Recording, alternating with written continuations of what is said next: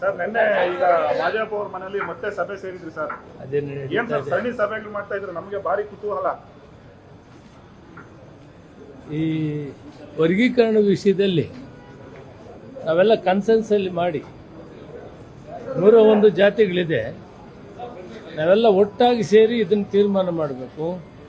ದತ್ತಾಂಶ ಕಂಡುಹಿಡಿಬೇಕು. ದತ್ತಾಂಶ ಯಾವ ರೀತಿ ಕಂಡುಹಿಡಬೇಕು, ವೈಜ್ಞಾನಿಕವಾಗಿ ಅದನ್ನು ಅಧಿಕಾರಿಗಳು ಮಾಡಬೇಕಾಗ್ತದೆ. ಅದನ್ನು ಯಾವ ರೀತಿ ಮಾಡಬೇಕು ಅನ್ನೋದಕ್ಕೆ ನಾವೆಲ್ಲ ಒಟ್ಟಿಗೆ ಸೇರಿದ್ದೀವಿ. ಸರ್ವೋಚ್ಚ ನ್ಯಾಯಾಲಯ ತೀರ್ಮಾನಕ್ಕೆ ನಾವೆಲ್ಲ ಬದ್ಧವಾಗಿದ್ದೀವಿ. ಮಾನ್ಯ ಮುಖ್ಯಮಂತ್ರಿಗಳು, ಉಪಮುಖ್ಯಮಂತ್ರಿಗಳು ಕೂಡ ಕ್ಯಾಬಿನೆಟ್ ಡಿಸಿಷನ್ ಆಗಿದೆ. ನಾಗಮೋಹನ್ ದಾಸ್ ಅವ್ರನ್ನ ಈಗ ಜಸ್ಟಿಸ್ ನಾಗಮೋಹನ್ ದಾಸ್ ಅವರಿಗೆ ನಾವು ಅಪಾಯಿಂಟ್ ಮಾಡಿದ್ದೀವಿ. ಆದರೆ ದತ್ತಾಂಶ ಆದಷ್ಟು ಬೇಗ ಸರ್ಕಾರ ಒದಗಿಸಬೇಕು. ಮಹದೇವಪ್ಪನವ್ರಿಗೆ ಅದರ ಜವಾಬ್ದಾರಿ ಹಾಕಿದ್ದೀವಿ.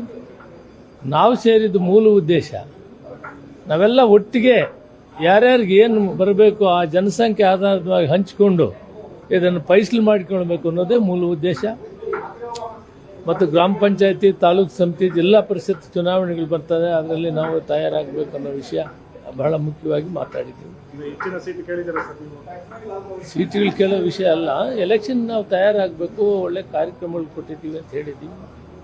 ಅದರ ಜೊತೆಗೆ ಇವಾಗ ಇದ್ರದ್ದು ಮುಖ್ಯವಾಗಿ ವರ್ಗೀಕರಣದ ಬಗ್ಗೆ ನಮ್ಮ ಕೆಲವು ಹೋರಾಟ ಸಮಿತಿಗಳು ಸತ್ಯಾಗ್ರಹ ಮಾಡ್ತಾರೆ, ಹೋರಾಟ ಮಾಡ್ತಾರೆ, ಪ್ರೆಸ್ಗೆ ಹೋಗ್ತಾ ಇದ್ದಾರೆ. 30 ವರ್ಷ ಹೋರಾಟ ಮಾಡಿದ್ದಾರೆ. 3 ದಿನಕ್ಕೋ 30 ದಿನಕ್ಕೋ 3 ತಿಂಗಳಕ್ಕೋ ನಾವು ಮಾಡೋದಕ್ಕೆ ಕಾತರವಾಗಿ ಸರ್ಕಾರ ಕೆಲಸ ಮಾಡ್ತಾ ಇದೆ. ಅವ್ರಿಗೇನು ಮನವಿ ಮಾಡ್ತೀನಿ ಅಂದರೆ, ಸ್ವಲ್ಪ ಸಮಾಧಾನವಾಗಿರಿ, ಆದಷ್ಟು ಬೇಗ ಮಾಡ್ತೀವಿ. ಸರ್ವೋಚ್ಚ ನ್ಯಾಯಾಲಯ ತೀರ್ಮಾನ ಕೊಟ್ಟಿರುವಾಗ ಯಾರೂ ತಡೆಯೋಕ್ಕಾಗೋದಿಲ್ಲ. ಸರ್ಕಾರ ಬದ್ಧವಾಗಿದೆ.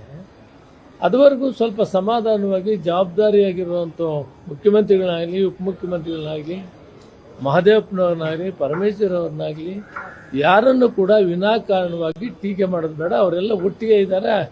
ಈಗ ಅವರೇ ಲೀಡ್ ತಗೊಂಡು ಮಹದೇವಪ್ಪನವ್ರು ಮಾಡೋವಂಥ ಕಾಲದಲ್ಲಿ ಅವ್ರನ್ನ ಮಾತಾಡೋದು ಸರಿ ಇಲ್ಲ. ಬೇಡಪ್ಪ ಮಾತಾಡೋದು ಯಾರೂ, ಅದು ಬಿಟ್ಬಿಡಿ, ಸರ್ಕಾರ ಮಾಡ್ತೀವಿ, ನೀವು ಸಹಕಾರ ಕೊಡಿ, ಇಷ್ಟು ಹೇಳಿ. ಈಗ ಪ್ರಮುಖವಾಗಿ ಅಕ್ಕಿ ತುಂಬಾ ಕಡೆ ಸ್ಟಾಕ್ ಇಲ್ಲ ಅನ್ನೋ ಇಲ್ಲ, ಒಂದೇ ಸಾರಿ 15 kg ಕೊಡೋಕ್ಕಾಯ್ತಲ್ಲ. ಅಕ್ಕಿ ಇದೆ, ಫುಡ್ ಸೆಕ್ಯೂರಿಟಿ ಆಕ್ಟ್ ಪ್ರಕಾರ ಅಕ್ಕಿ ಕೊಡಬೇಕು. ಆಮೇಲೆ ಕೇಂದ್ರ ಸರ್ಕಾರ ಅಕ್ಕಿ ಕೊಡೋಕ್ಕೂ ತಯಾರಿದೆ, ಹಣ ಕಟ್ಟಿದ್ದೀವಿ. ಅಕ್ಕಿ ಬರೋದು ಟ್ರಾನ್ಸ್ಪೋರ್ಟೇಷನ್ ಸ್ವಲ್ಪ ಹಿಂದೆ ಮುಂದಾಗ್ಬೋದು. ನಾವು ಫೆಬ್ರವರಿಯಲ್ಲಿ 5 kg, ಈ ತಿಂಗಳಲ್ಲಿ 10 kg ಕೊಡಬೇಕಂತ ಏನು ನಿರ್ಣಯ ಮಾಡಿದ್ದೀವಿ. ಅದಕ್ಕೆ ಸಾಕಷ್ಟು ಹಣವನ್ನು ತುಂಬಿಸಿದ್ವಿ.